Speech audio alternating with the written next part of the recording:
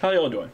I'm going to do something I haven't done in a while, and that's take a look at paleontology journal articles and review them. And they're, no particular rhyme or reason. Just haven't done it in a long time. I did Aqualops, which is a primitive ceratopsian. I did Dinosaur, Mummificus, and now I'm going to pick out a couple of articles here, both under the same theme because I find it very interesting. Both of these were published in 2016. Many of the same people wrote them. First one is from Current Biology, number 26 in 2016. A feathered dinosaur tail with primitive plumage trapped in mid-Cretaceous amber. Normally we think of amber as something as a decorative stone. It's not a mineral. It's just hardened tree resin.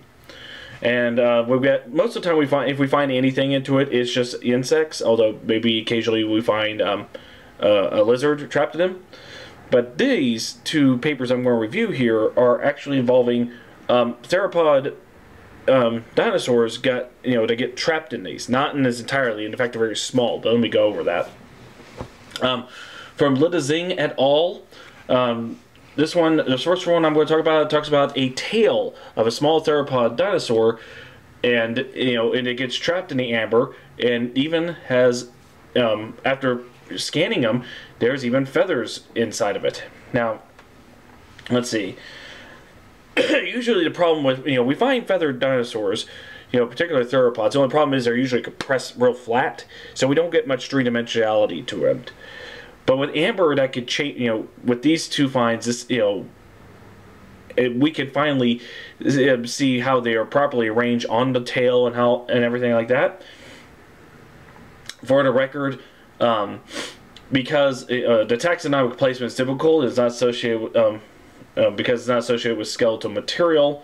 I'm reading off my notes here on the side while looking at the papers themselves. Because all this is just a bent tail in the amber itself, with a few fibers of the feathers sticking out. And then the paper does show, in some of the slideshow I presented, it shows the special scanning material that they use in the amber itself. This specimen was found in Myanmar, which is Burma. And you can see it with a naked eye. It's about 36.73 millimeters long, about an inch and a half. And it has dense, and it's a tail, and it has dense feathers covering it. Let's see. This type of scanner that they use is synchrotron radiation X-ray CT scanning, scanner. Let's see. They use for the finer detail. The original tissue reduced to carbon film, and traces of iron 2 plus 2 charge could indicate remains of hemoglobin. Because as I said, it just when you get something caught in the amber and trapped, it's not going to stay intact forever. Unlike what some people think, it will kind of break down, and all it leaves is the hollow impression involved. But it's enough to give the proper detail. Now, and let's see, the scenarios on why why there's only the tail and not the whole animal is that the tail bearer died and desiccated before encased in amber. There's also another reason, the early stage drying due to amber interactions. Because the animal died and some resin fell onto it after it's already rotting down. Also, another thing, that part of that piece of amber was not full. It wasn't fully covered. Part of it was exposed outside, so the bone was kind of dissolved away, and some of the clay minerals filled into its place. So you see some of that in there. Let's see. And even though they do have coloration, that there was on the top of it, the dorsal part was dark, a sort of chestnut brown, and sort of a lighter color on the bottom. There's no melanosomes found that they can find of, so therefore there's no way to truly tell the animal. The colors that they could see could just be the after effects already through the process of fossilization, preservation, all that stuff. Excuse me. Let's see. The tail itself has 8 full vertebrae and part of a 9th. It lacks prominent neural arch, transverse process, and hemal arch. That's all the stuff that kind of sticks out. You know, that we see the extensions of the vertebrae.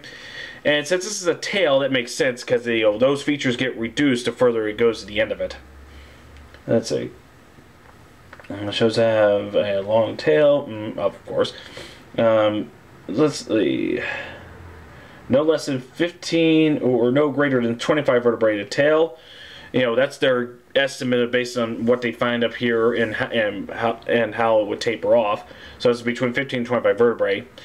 And also from the size of it, they guess that it's from a juvenile. So little juvenile was out and about, somehow died and rotted away, and amber got caught into its tail, and then that part preserved. Let's see.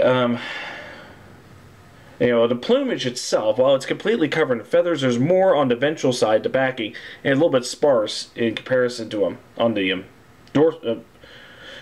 Excuse me. Feathers are cover all but the ventral side. The dorsal part, the back is fully covered, but on the bottom side, not so much. This specimen's enough to where they can even see the arrangement of the feathers, and they go into detail here. If you want to find out, you could go ahead and read that. Feathers have weakly defined arachises, and and barbules are present. You can see that in the CT scan that they did. You see these little sharp spikes. So, but yeah, that's the first one there, and I think it's very interesting just seeing the tail. But the next one was also interesting, done by many of the same people, if not the exact same people. I know it's many of similar names. We got Benton, Lidazing, but I don't see Philip Curry, who was in the previous one. This is Mummified from precocial bird wings in a Mid-Cretaceous Burmese amber. Again, these are all found in Burma, or Myanmar, whichever we want to refer. And this one's pretty interesting because these are 2 pieces of preserved hands. Let's see, these are date back from the Mid-Cretaceous, about 98.6 plus or minus 0.6 million years ago. Consists in 2 pieces of amber, consists of 2 partial wings. Small size and poor articulation points to juvenile. So again, similar features as well, very tiny, all that. They have some very cool scans when you look into this. They have the radial and ulna. The proximal part, but not too much. They don't have much of the proximal parts. Definitely the distal, because you see the claw fingers in that, and you also see what looks to be like flight feathers sticking out of its arm. Let's see. 3 digits are preserved. Has 9 flight feathers and 5 secondary feathers. Now, this is a theropod dinosaur. It's not a modern bird because their fingers aren't fused together. Because if you look at a bird's fingers, if I use mine, you fuse these 2 together, and then you have a third one sticking out. This is not what they. This is not showing with this. Although, from the looks of this is what they. Let's see. They narrowed it down. It's more derived from Archaeopteryx and Sapiornis and Confuciornis. Let's see. And again, its preservation was, it seems to have been decayed before covered in amber, similar to the theropod tail from the other paper. In the discussion part of this article, no telling of phylogenetic position because it's only the hand, and it's from a juvenile. It's not fully developed up to see where it exists at, but that doesn't mean you can't place it somewhere.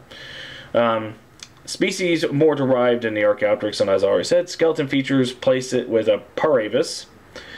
And the presence of a minor metacarpal longer than a major metacarpal is a synapomorphy of Antiornithes, which is a group of birds, derived from theropod dinosaurs, but they still have jawed teeth, and fingers tend to vary, but I guess from a few other features like the metacarpals themselves, this specimen marked it as one of them. Excuse me. So there you go. I'll try and link them down below because I think it's always good to look at the articles themselves. Even if you don't understand them, try and get what you can because it's just good, good practice. But just the fact that we have found evidence of a new kind of feathered theropod dinosaurs is pretty exciting when you think about it. So there you go. Thank you all for watching. You have a nice day.